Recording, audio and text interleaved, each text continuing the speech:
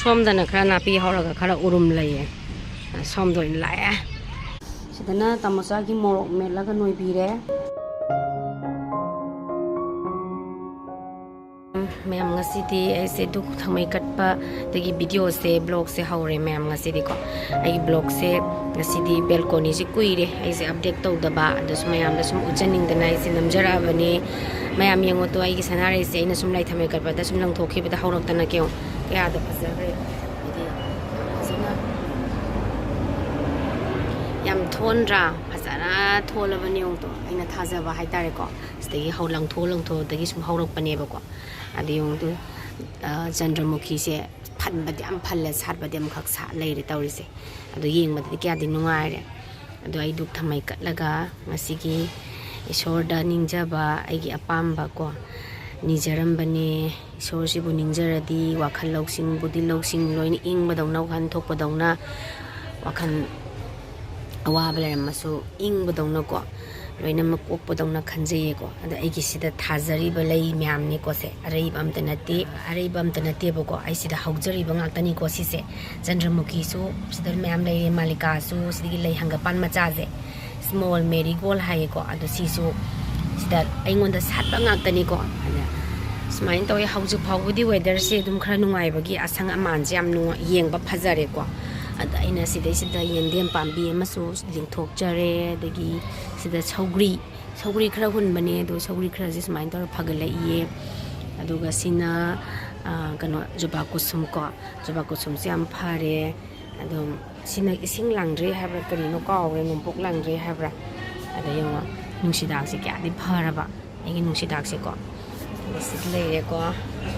to sidagi ne bai ni he isi ko ado Chandramukhi se ango yam sali bako nungsagi mangan tarang thoklagala sat pa sidagi dum he ga ka ele yoda aprajita ga malika ga punna thaba mpham duni ko ado aprajita su sale ngarang han ada ngasi di sat pa yodringai de lai thamai kat khre ado sine ai mapham se sum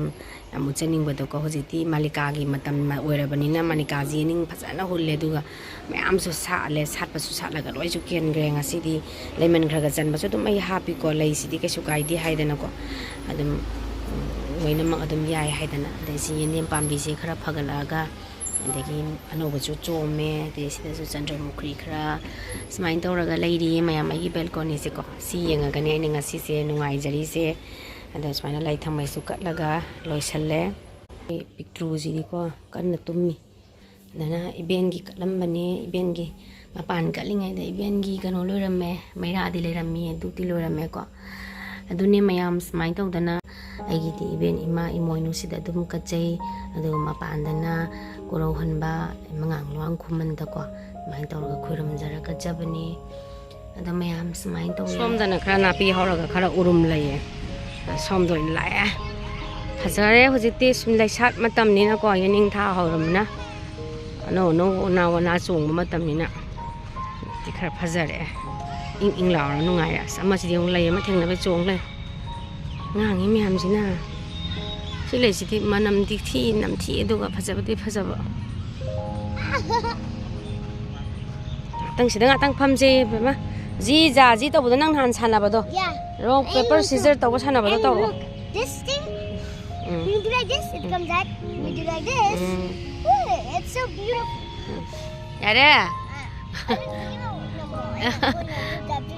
Jub jab jub tau bodo. Namagi jub jab jub tau biro. Jub jaba jub. Apa di kang di ba?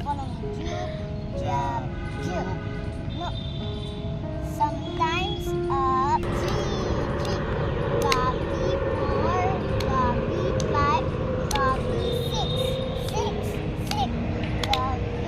Jing mai school ka tri bok tin nungai re smai na ngak thokle som sai ta na inge khara ngak se sanari khoi phammi pothari and you know what does this mean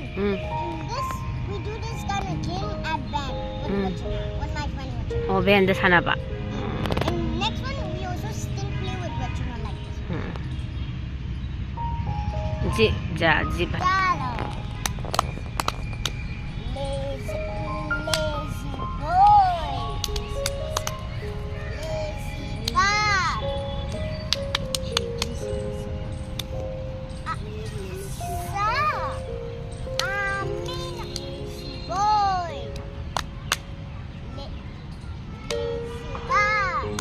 Lai khora ma lora. Ngasidi karuna pirakpa nungai piruk to singju suragena semba hore. Ai semba dicha dre ko mana to singai leire. Duga kanu tuni ko sangbe sangmata karno khangdre ma adigom ne tuni ko ne mayang to ne mangan sida khara leire. Didi me lage salak kitang ma tawjare. Ade sida sanaga kanuga karot ka kitang tawjaba ma leire. Adagi sauri ma thonge haitare ngasigi mathense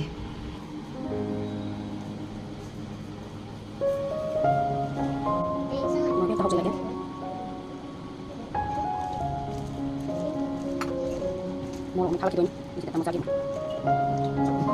sidana tamasagi morok melaga noi bire